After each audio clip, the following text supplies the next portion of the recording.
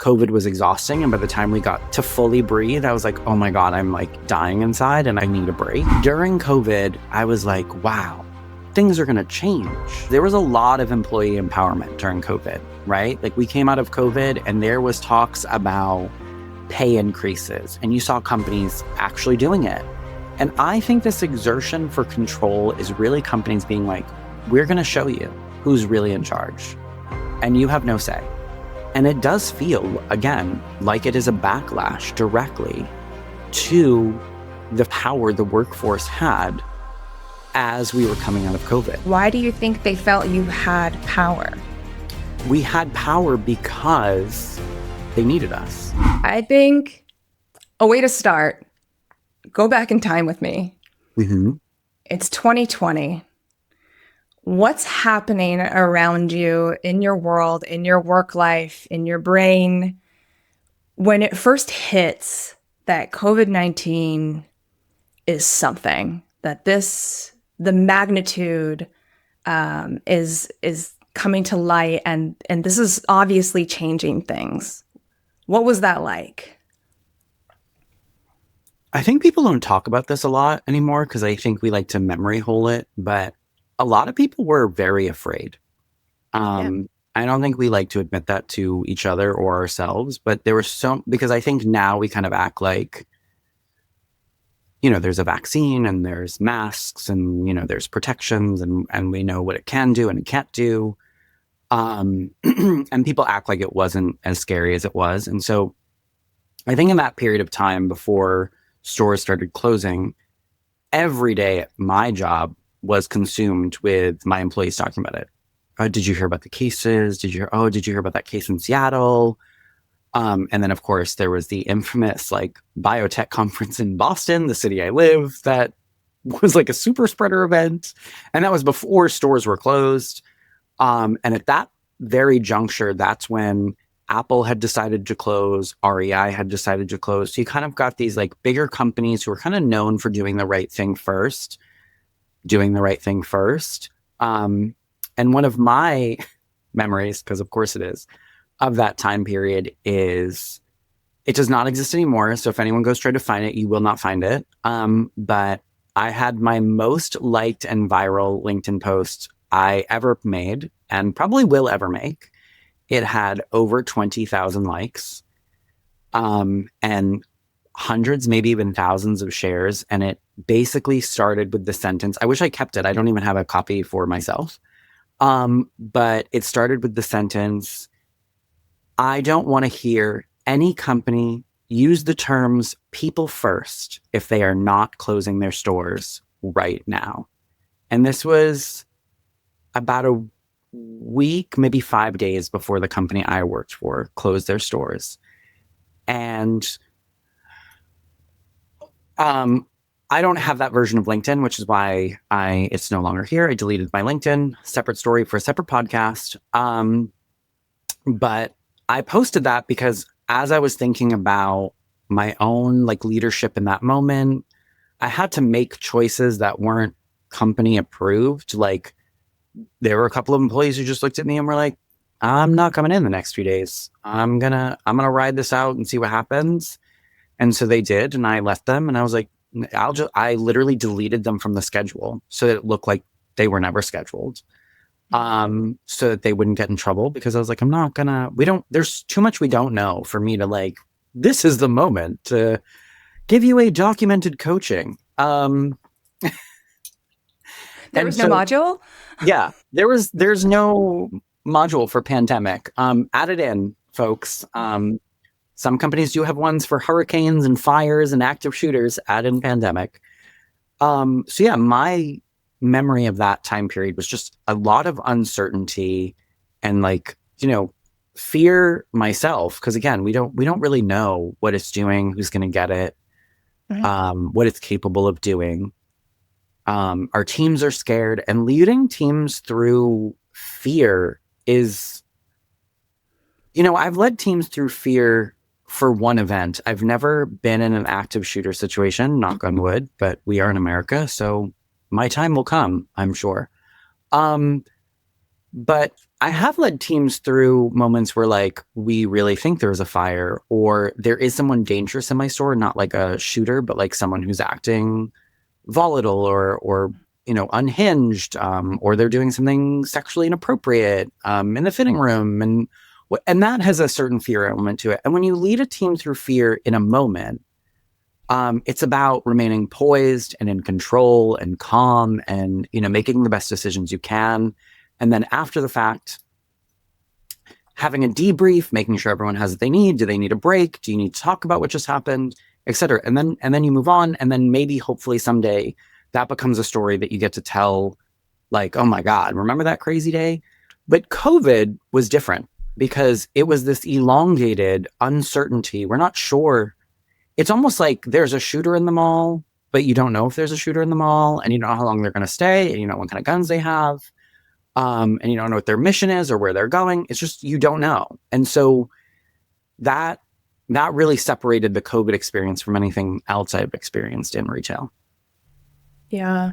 Without necessarily naming your employer at the time, what was the nature of the business? Did it feel essential? Did it feel... I'll name them. I'll name them because I actually have a lot of great things to say about how they handled it. If I didn't, I wouldn't. But I worked at Williams Sonoma at the time, and I don't think, and I think Williams Sonoma itself would say the same thing. I don't think any company did everything right during that period of time. Yeah. But I think Williams Sonoma did most things right. Including, and like, this will be the only time this ever happens, folks. So soak it in. It's never happening again. I do feel the need to like call out Laura Alber, who was the CEO and is the CEO still of Williams Sonoma Incorporated, who handled that. We had a lot of calls with her one-on-one, not one-on-one, but store managers with her directly during COVID. We were not allowed to record those calls or talk about what was on those calls. Like, literally a lawyer started the calls and was like, you will not say anything about this. You will not record this. And the only reason I wish I could is because I wish I could have taped some of it and shown it and been like, this is what it means to lead a company, period. Her empathy, but with business acumen, like, you can go look at Williams Sonoma's performance during that time period. We killed it. Better than most companies, better than most home companies. Like, in our category, we slaughtered the competition. And I think a lot of that was due to the fact that, like, she cared about what happened to the employees. I am going to say something that was said on that call because I think it moved me. I don't think a CEO has ever moved me in any way. I don't think I've ever heard a CEO talk and be like, oh my God, I'm so deep in my feelings. But we were talking about the uncertainty, and we were talking about like the max people you were allowed to have in the store. And at Williams Sonoma, we were basically allowed to make up that number. Like, there was the actual like government number, and then there was the like, you do whatever makes you comfortable. And so, which was very rare in that time period. I had friends in other retailers who were like, they were trying to make every buck they could. And we were as well, but keeping people in mind and safety. And one of the things she said on the call was like, I want you to run your store this Christmas. So this would have been the Christmas of 2020, as if your most beloved at-risk family member is standing at the center of your store. And I remember being like, and we will shut off the camera and we will cry now. And then I got off the call and I remember just being like, I was in my bedroom and I remember just staring at the wall like, what? What do you mean? So there was a lot that was done right at Williams Sonoma. So yeah, anyway, that's where I was that time. It's really interesting. Before that, what was the messaging like? How did it feel? Did it feel people first? Did it feel like the CEO genuinely cared about you? So before COVID, you mean? Yeah. Yes. Yeah. Oh, interesting. I don't know that I've ever thought about this. Yes and no. I mean, I don't think I ever really felt like, wow, this is a super people first organization, but I never felt Mhm. like it was like bad. I just kind of in the middle somewhere. Yeah. Business as usual. Yeah. Yeah. Okay. Interesting. So she really stepped up. Yeah. I mean, there's actually, it might have been Forbes, but I could be wrong. Someone recently did like a profile of her, Mm. actually, and I read it and was like, I wanted to comment on it, but maybe I did comment on it on LinkedIn. I can't remember. But it was basically talking about like how she led the company through that moment. And one of the things it said that I did not know, because she did not share this with us at the time, but now it's public information, so I can share it, is she had the finance team figure out what would be possible if they had a year, an entire year of no money coming in. She literally made the finance team be like, so what happens if we have an entire year, but we keep people employed?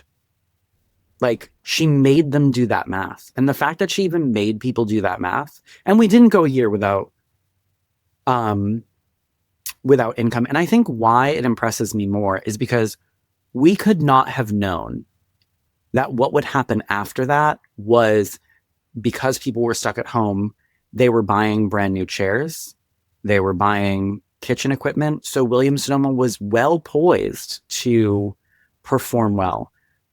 But that wasn't known when those decisions were made. Um, because we got, at first it was, okay, we're going to close the store. You're going to get paid for the next 2 weeks.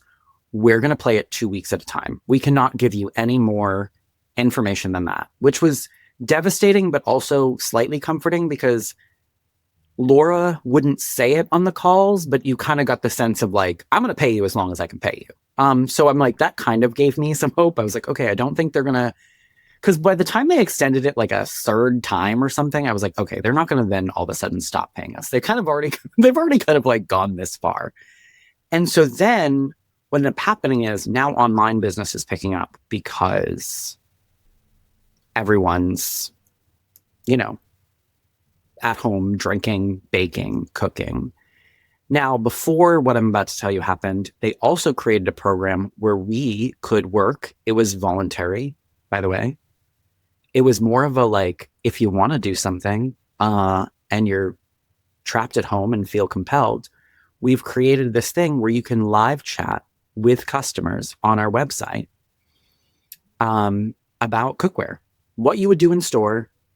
And so it was volunteer. They didn't force us. They weren't like, you have to do 40 hours of chatting. First of all, that would have been exhausting. I think I did 16 and that was enough, which is also a lesson to everyone listening.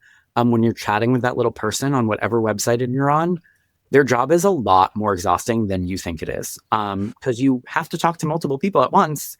And everyone's like, did you abandon me? No, Martha, I am talking to like 6 other people about pans.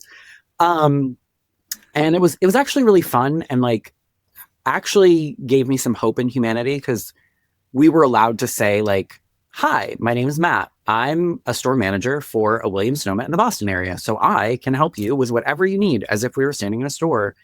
And oftentimes the second message people would send was like, oh my God, Williams Sonoma didn't lay you off. Like, you're at home safe. Like, that was their first response. And then, of course, I'm sure that only helped us make more money. It was like a perfect lesson in like, when you put people first, you actually get lots and lots of money. And so we did that. And then after that, the online business was so busy and booming that then we got calls of like, okay, you don't have to do this either. But if you feel comfortable going in with one member of your team and shipping out orders, basically using your store as like an inventory distribution hub and fulfilling online orders, because our warehouse cannot keep up. And at the time, we had a bunch of Easter product in our stores that Easter was approaching and people were still, having their traditions maybe in a smaller way, but still whatever. So we had a lot of like Easter candy, dishes, whatever.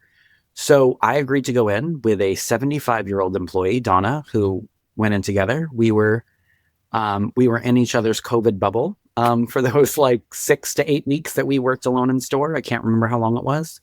We went in 4 days a week. We shipped out over 100 orders every single day, which was wild. The first day we went in, it was obviously lots of Easter, but then it turned into like barware and martini shakers and bread makers and everything else under the sun.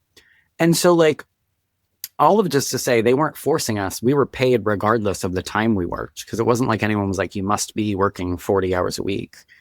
And so that was a scary, unsure time. But I also think, like, for me, and I know we're going to get here because I know you're going to ask me a question at some point about it. But for me, this moment in time really illustrated to me what retail could do if it wanted to do it. It just had to do it because of COVID. It didn't, like, retail didn't have a choice. And I think Laura's decisions were better than most CEOs. But what I'm saying is, if we're able to make all these weird accommodations for people and treat them well, and that just brings in buttloads of money, what is possible when there isn't a pandemic? So what kind of accommodations are we talking about? So the responses to COVID, let's talk about how retail shifted in operations or in business, but then also in accommodations, whether government mandated or above and beyond those. So I think hours of operation is obviously the big one that even customers now notice, because almost no stores have gone back to the hours they were before. Some have, but most have not. They're like an hour shorter. And, if there's any people not working in retail who are just customers listening to this podcast, I don't know if that's a thing, but if there are, we weren't making money in those hours. So you're wrong. Whatever it is you have to say about those hours. Because if I have to hear it one more time from anyone in any store I've ever worked, they're like, oh, I just miss when such and such was open till 10. So you could roam around after dinner and window shop, because we weren't making money. We were just standing there with you. Like, no one was coming in at 9:30 p.m. and being like, I need a La Crusade pan right now.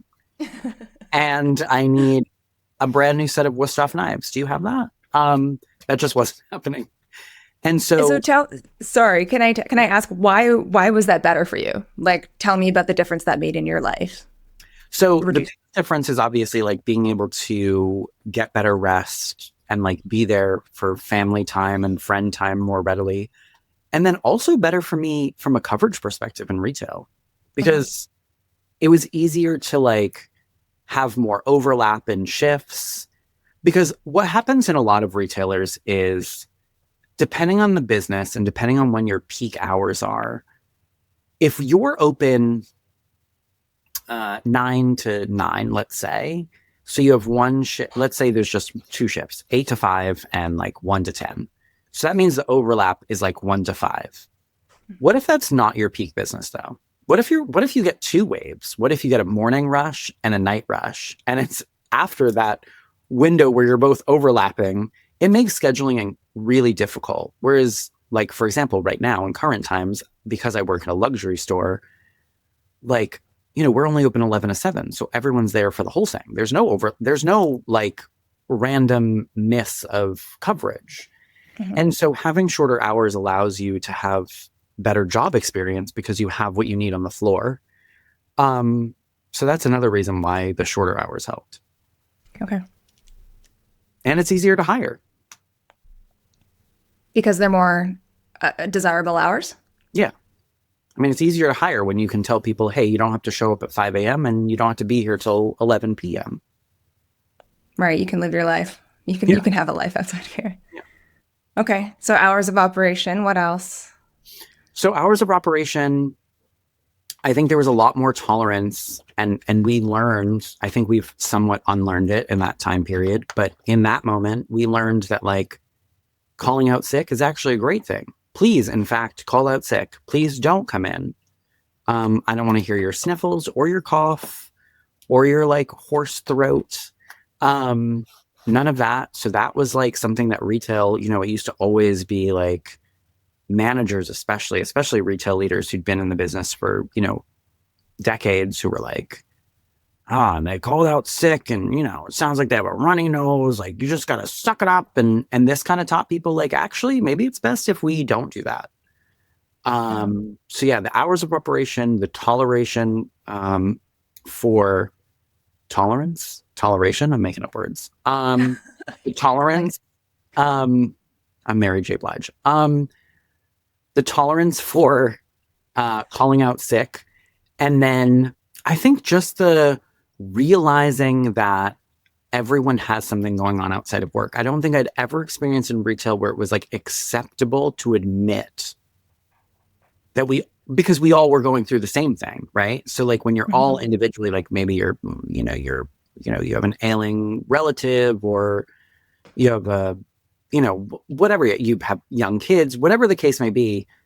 I think before COVID, it was like, okay, yeah, but suck it up, leave it at the door. And during COVID, there was this moment of like, oh my God, we can't leave it at the door. It's actually coming into our door. A reminder of the things coming into our door every day when a customer doesn't wear a mask and we have to tell them.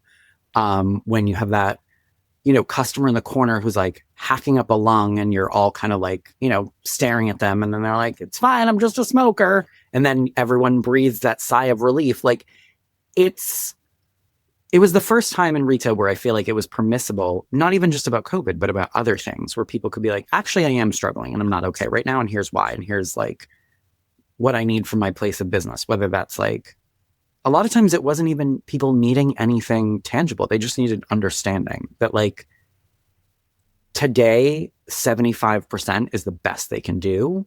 And I think during COVID, companies were like very big on that. Like they were like, have understanding for your staff and like know what they're going through because we're all going through it. And I think that was a big deal. It was really the first time I'd seen companies like be like, oh, maybe we need to put people first actually. Because I also think, and this is the skeptic in me, allow me to, I've been waxing poetic about beautiful things, but I also think there was a lot of companies who were very aware that like, we don't want an employee of ours to get sick at work and have that be the news story. Yeah. Because that's not going to look good. Also, someone could buy a t-shirt or a pan or a phone. Yeah. Okay. The calling in sick, how was the response? So aside from a tolerance, a better acceptance that people might be doing that and not making them feel weak or stigmatized for it, were there more people involved? How did you cover for those people? Well, I think because for a long time during COVID, because the hours were shorter and because there were like max people allowed in businesses, people calling out sick wasn't even that big of a deal because it's like, we have enough coverage because everyone else is here. There's more overlap because it's shorter hours. Because at the time, like right when we first opened, I think I was doing like 10 to 6 or 11 to 6 or something for hours. So everyone was working the entire open operation. So if one person called out, not a big deal. You wouldn't have been here anyway. If we were open the full time, I would have been already down that. And then again, because of the max customers allowed in, like there aren't as many people to service. I mean, that also taught me, and this is like a separate thing for like Matt's philosophical rants about capitalism and shopping in general, but it also kind of taught me about consumer behavior a little bit in terms of like, wow, we're making the same amount of money we were making before, because a lot of times that was happening, with shorter hours and less customers allowed in the store, because most of the people coming into the store today are a waste of my time. So many upper leaders in retail are going to hear that and be horrified, but it's true. Because only the people who had intentionality were coming in to shop. And that actually allows you to give better service, because it's not someone who's going to come in, just waste your time with a bunch of questions and then leave. Or, obviously them shopping online isn't a waste because like the company is still benefiting, but it isn't benefiting if they go get it at a competitor and they just used my expertise to learn about it. And I think with the max allowed, people really were like, do I really need a pan today? Oh, I do need a pan today. I'm going to go in. And that was great. It made it more fun. Honestly, that time period is not the begging people to put on masks, but that time period was, some of my more fun times in retail in some ways for that reason, because I was like, wow, what are you here for? Because you're here for something. You didn't leave your house and do all this and risk getting sick so you could stare at my beautiful face. So what are you here for? Yeah. What was the metrics tracking like during that time? So like, for example, talking about people who are a waste of your time, right? Like what about like conversion? For the first little bit that we were open, I would say most KPIs were thrown out the window. Because we were because again, everyone was figuring out, as CEOs included, companies included, what is going to happen? Are people going to return to shopping? Is now everyone so addicted to online, they're not going to come in, which obviously we now know that that's, if anything, like people were like, get me the hell out of the house. So there was still that unsureness. So I don't think anyone knew what to measure. It was more every day when we closed, or like every morning or whatever, whenever I can't even remember what the cadence of information trickling down and up was, but I just remember there being a lot of talk of surprise of like, oh my God, we hit this, or oh my God, this is what we're doing. Oh my God, that store did this. It was a lot of almost just like curiosity and waiting. There wasn't a lot of like, you must do this. It was more just like open, see what happens, and then we'll go from there. Yeah. Okay. So at least at Williams Sonoma, they introduced buy online, ship from store at the time. So, is that right? So clients didn't know it was shipping from a store. Right. So it was like basically you order online and then like some sort of algorithm or system figures out what zip code you live in, and those orders are pushed to a store to fulfill. Gotcha. So they very quickly, did they already have that infrastructure in place? They did already have that infrastructure in place, I think before, I don't know the actual reason behind the scenes, but I think before it was like a determination of like, we had a couple of warehouses in the US. So let's say the warehouse that had the item the customer had was like all the way across the country, and it would be overly expensive to send it to them, but there was a store 2 miles away. That's why an order would get shipped from there. It also would happen if like it was a rare item that like there was only a few left in a store had, it would fulfill from there. It was just during COVID, they were able to change it. And they did tell us we could, what's the word I'm looking for? We could tether the number up or down. Like we could tell them we were getting too many orders, or that we needed more. Like, we're bored, please send more. So they were able to do it on the back end. And then if we rejected an order, it would just get sent to another store. Okay. So whether you want to keep talking about Williams Sonoma specifically, or I know you have a large network of people in other stores. So if you want to branch out, we'll just tell our listeners to assume that not everything they're hearing is about Williams Sonoma. If you want to, how did retail start to catch up then? Like brick and mortar retail, were operations changed? Were the asks of you growing in terms of how to support business, even though people weren't coming into stores, or they had to limit it? So I think there's a point for everyone, and I've talked, and this is not just for my own personal experience. I don't even know if this is your question, but this is where I'm taking it. But from my experience, and then all of my friend group who worked in retail, we had that period that I'm talking about, right? Where like, what's happening? Oh my God, numbers, yay. And then at some point, it was like the greed light bulb turned back on. Mm-hmm. And when that light bulb turned back on, companies saw what was possible. And I'm here to say this publicly. I've said it on LinkedIn twice, and both times have been attacked by finance bros. I hope you make this a clip for one of our episodes so they can keep coming at me, John Carl II. It's not someone's real name, but it is a generic by finance bro name.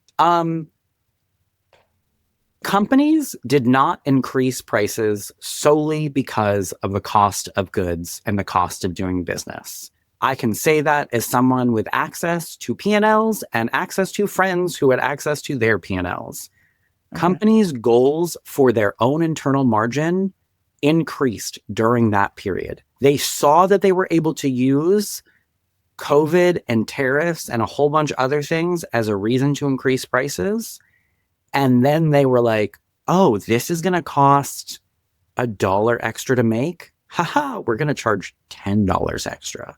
So not only are we going to get our dollar back, we're getting 9 right on top of it.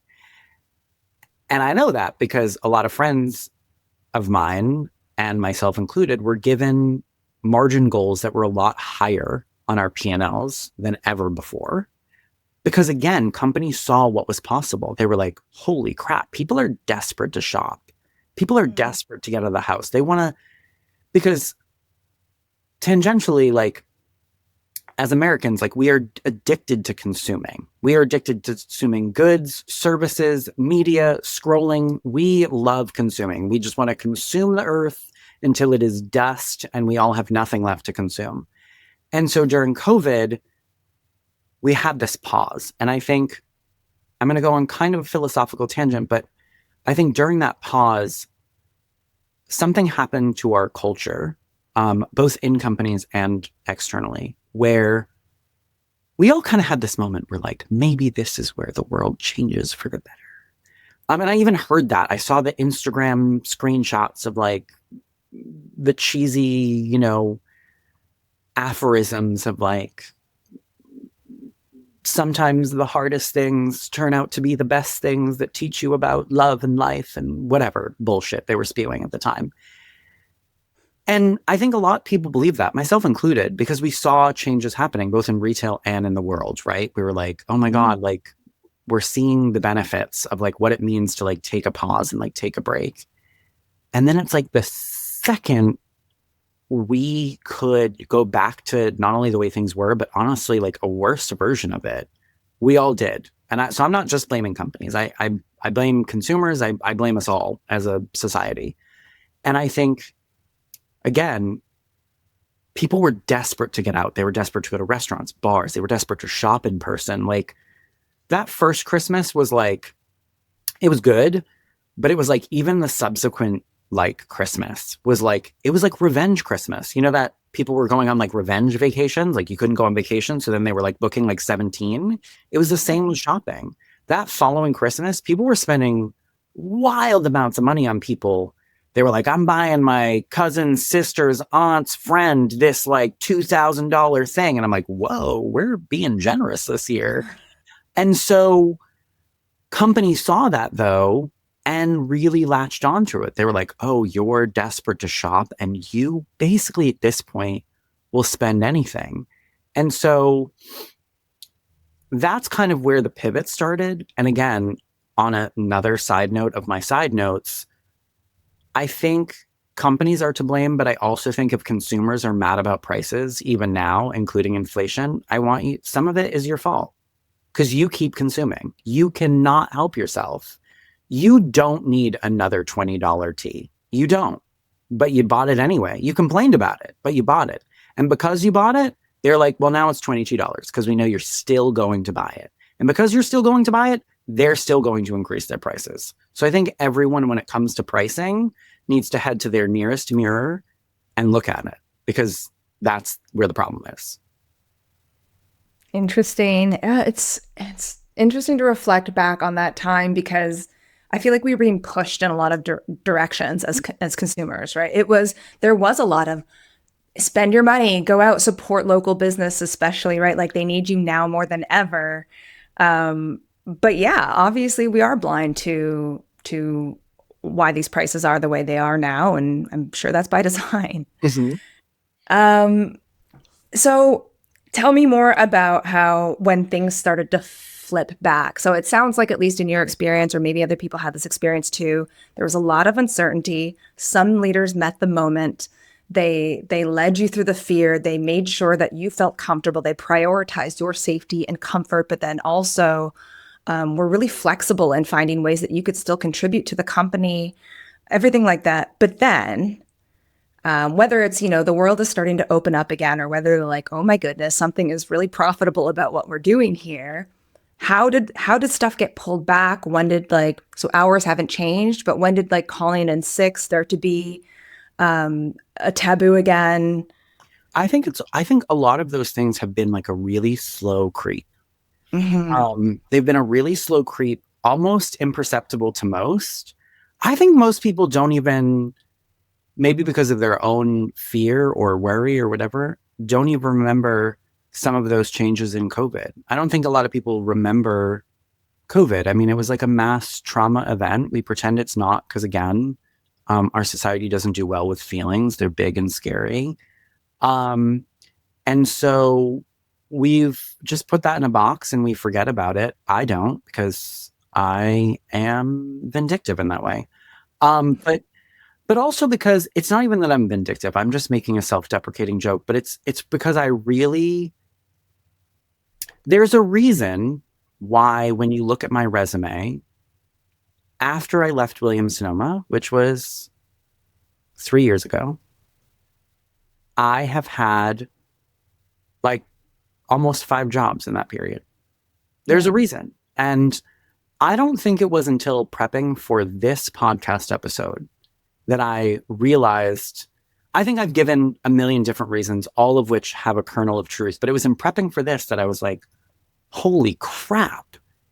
Like, I can like almost pinpoint now what happened. And I don't think I realized it until now, which is during COVID, I was like, wow, we like things are going to change. Like I had this, some would call it naive, but I'm very critical of things, but I'm actually quite a hopeful person. And I think I had a lot of hope that companies would see that like you can have shortened hours, you can care about people, you can make the money, and that's great. It all works out. Kind of like my own personal experience, like treating people well and getting results on like a grander scale, and not just me, but thousands of people now who've written about it in blogs and books and the Simon Sinek's of the world. Like, I really thought this is the moment. And as things started to turn for me and my friends, and then I was just burnt out. I mean, I wouldn't even say I left Williams Sonoma necessarily because of like post COVID stuff. I think a big part of it was like COVID was exhausting. And by the time we got to the like to fully breathe, I was like, oh my God, I'm like dying inside and I need a break. Mhm. But I think a big part of it was like me job hopping going, wow, we all just went back. Okay, I guess this is what we're gonna do. Like I think I went into a couple of those companies being like, did you change? Is it better here? Did you guys learn? And then it was like, no, we're worse now. And I'm like, oh, okay. Maybe I'll go the next place. I'd be like, are we better? Did we learn? And then people were like, no, it sucks here too. Like it's worse than ever before. And I'm like, okay, I'll try again. And I think it was a lot of me being like putting the bar higher because pre-COVID, I think my whole career, I like kind of knew in my soul things could be better, right? I'm like, we could treat people better.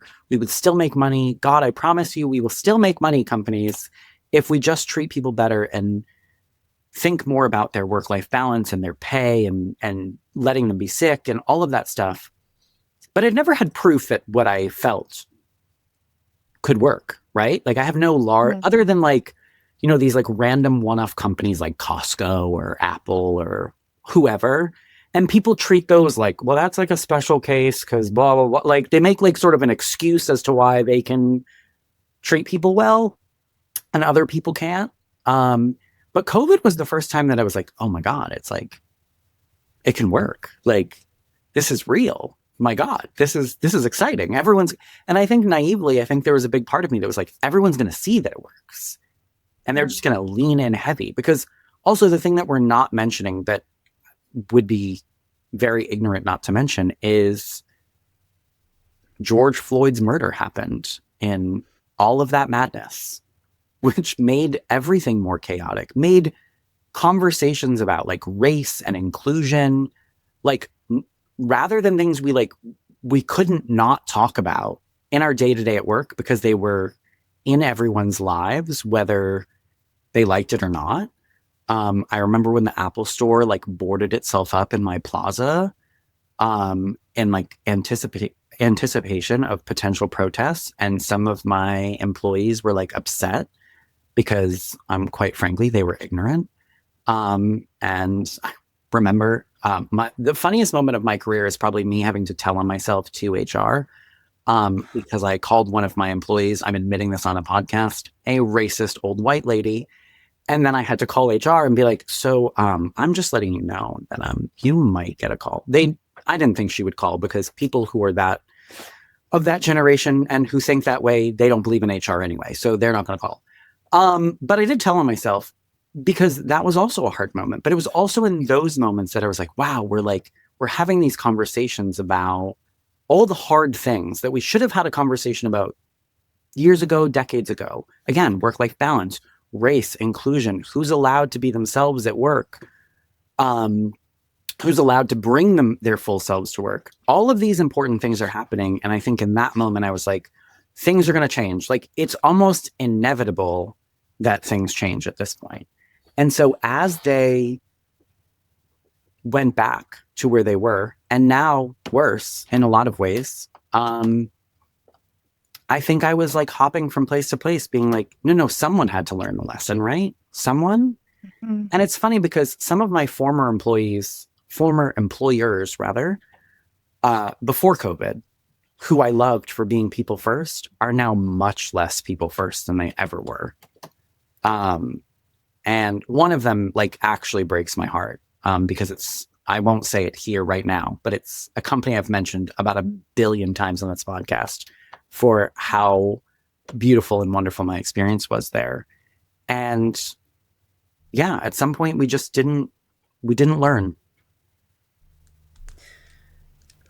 What does, kind of putting you on the spot a little bit here, but if we could call out maybe some of the less obvious behaviors that show going back to a less people first mindset, what does that look like? There's a lot more micromanagement happening in companies than I ever remember happening, as it pertains to dress code, as it pertains to time and attendance. You know, a lot of time and attendance policies used to have like a window, like a 5-minute grace period, 7-minute grace period. More and more I'm seeing companies, there's no grace period. You know, if you're scheduled at 10, you punch in at 10:01, you're getting that point. You're getting the documentation. Like, they don't care about the bus, the train, the car, Nana, you dropping your kid off at school, you helping your little brother onto the bus. We don't give a shit. Like, wow. There's no excuse. And I think, you know, I started at Starbucks like a year, or maybe a little less than a year, after I left Williams Sonoma. And part of the reason I wanted to go there is because they came up with this like internal thing brought on by like COVID burnout, also the pressure of unions for sure, which I would argue was also a result of COVID, whether people want to draw those lines or not, they're there. And Starbucks had this like I can't remember what it was called. It wasn't called rejuvenation, but it was like this whole $1 billion plan of like more lenient dress codes, which they've now gone back to more strict dress codes. More payroll. From what I see online and hear from people, there's less payroll. So there was this moment where companies were like, we're going to do the right thing because it's the right thing. And here we are, here's the plan. And that's like why I started there. And so many companies are pulling that back. And so dress code might seem like a weird thing to bring up when it comes to COVID. I am a big believer in a lenient dress code because not because I think employees should show up like slobs, but because I think companies are like overly just didactic about, you must look like this, exactly like this. Like, unless you're a Michelin star restaurant and you want everyone to wear a white shirt and black pants with like a denim apron that has like little blue canvas straps, because that's apparently what every restaurant has nowadays.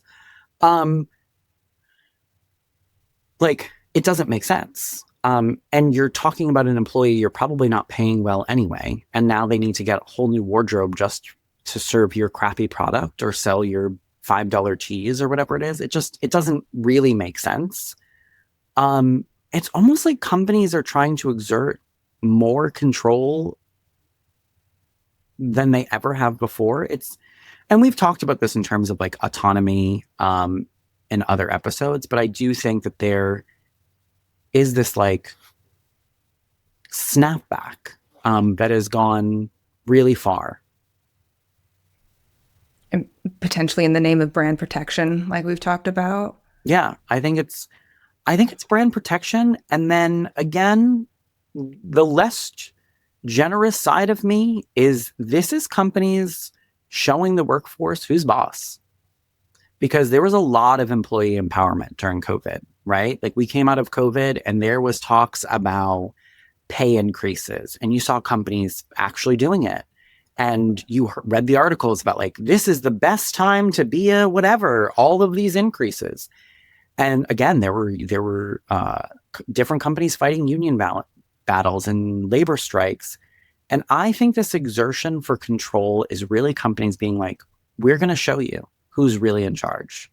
And you have no say. And if you want to have a say, you can get the hell out because we don't want you here. You will wear this. You will look like this. You will show up at this time. You will do exactly as you're told. And you will not question. Your job is not to question. And that's what it feels like. Yeah. And I think it's so important for you to be heard saying that, like, that's what it feels like.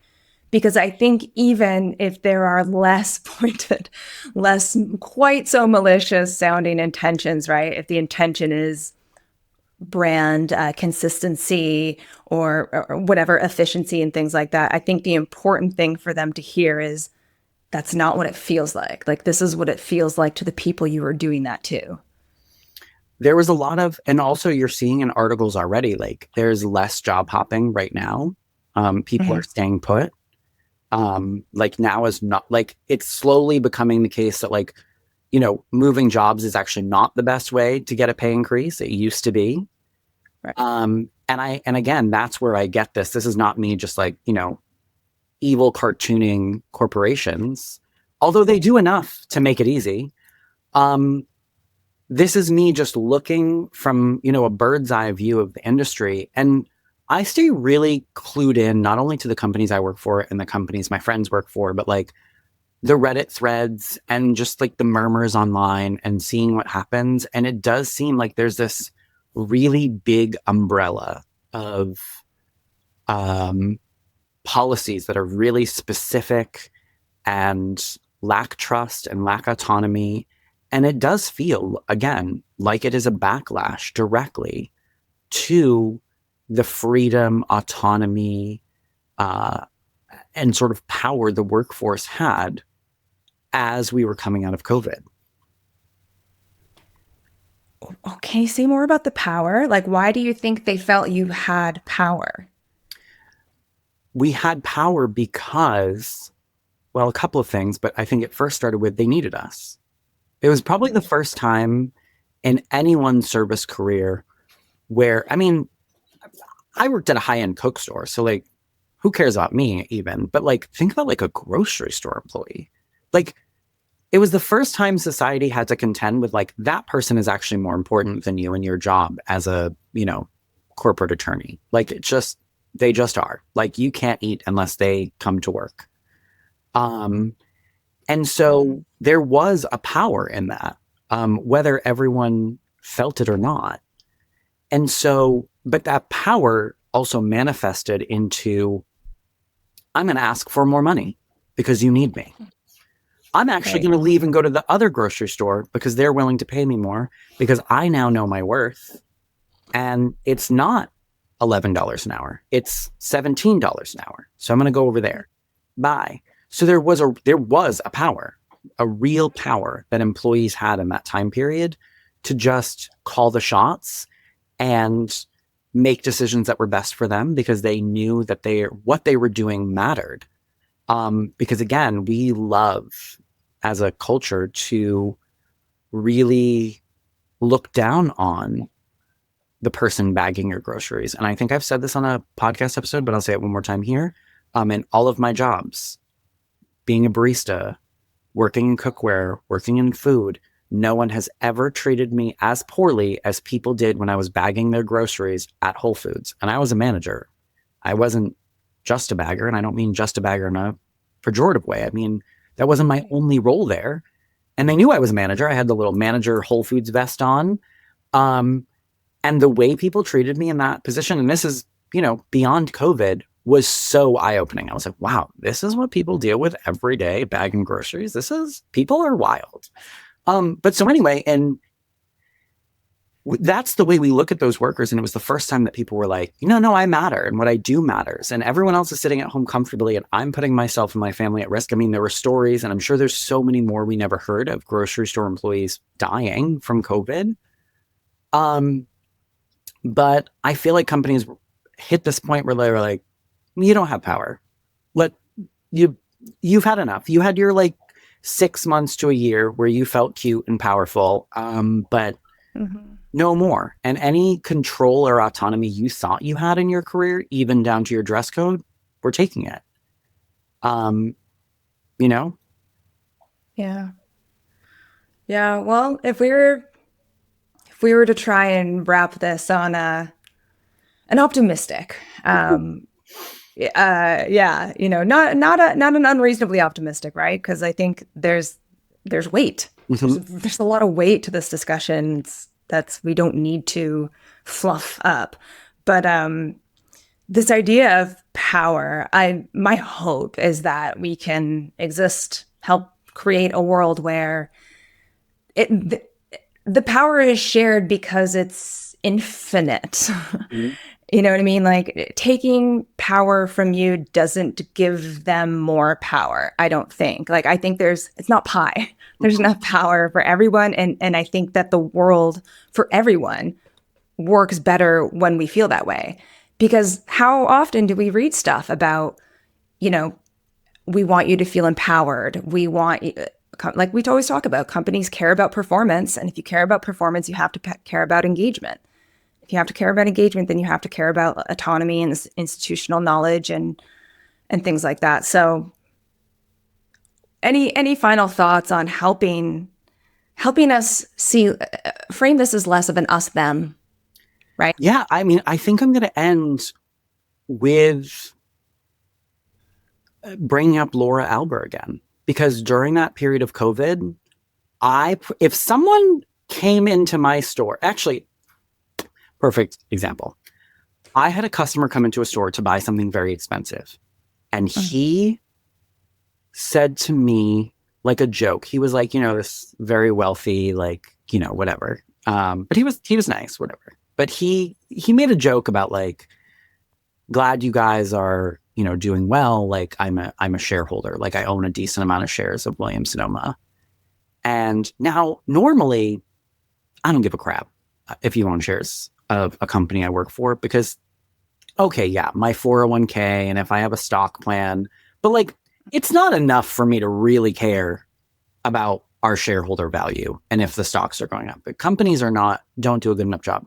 But in that moment, it was probably the first time in my career I proudly looked that man in the face and was like, yeah, it's great. Laura Alber is great. And he goes, yeah, I've been listening to the shareholder calls. And I was like, yeah, me too. And we had a really fun moment, and he was like, oh, so she's as good as it sounds like she is. And I'm like, she's actually better than she sounds she is. Because she's stupidly humble. She won't say how awesome she is. She actually refuses to brag, which is probably her best quality. And I think about that moment sometimes, because if that man had like said something bad about Laura Alber, I probably would have like fought to the death in the front of the Hingham, Massachusetts, Williams Sonoma. Like there would have been a murder. And I'm saying that because I think that illustrates the point of like, rather than this like tension that employees often feel with the C-suite and with shareholders and with the company at large, what would it mean to put to put your employees in your company first, that they would murder for your CEO.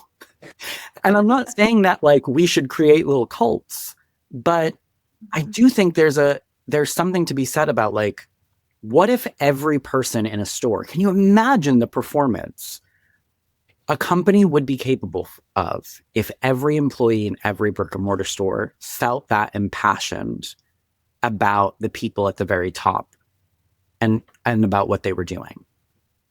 It literally like almost brings me to tears. Like I'm literally like emotional thinking about it because like what would be possible? Yeah. And can everyone just hear that, like, not to sound like it's a setup to a bad joke, but almost like a CEO, a shareholder, and a store manager walk in to a store and they're all happy. Yeah. And they all want the same thing. I mean, I Yeah. think like to put a finer point on it too, I think that's really what that moment was about. It was probably the first time in my career where I felt like, wow, me, the shareholder, and the CEO are all in agreement that we're all doing the right thing and headed in the right direction. And that's amazing. There's no like inter-level or inter-ownership strife. It's just we're all kind of marching along together towards the same goal. And again, that's what I think I'd been seeking ever since. Is like, how do we get back there? It was so nice. Yeah. I mean, just sounds like good business to me. Yeah. Amazing. All right. I think those were your final thoughts. No, anymore? No, that's it.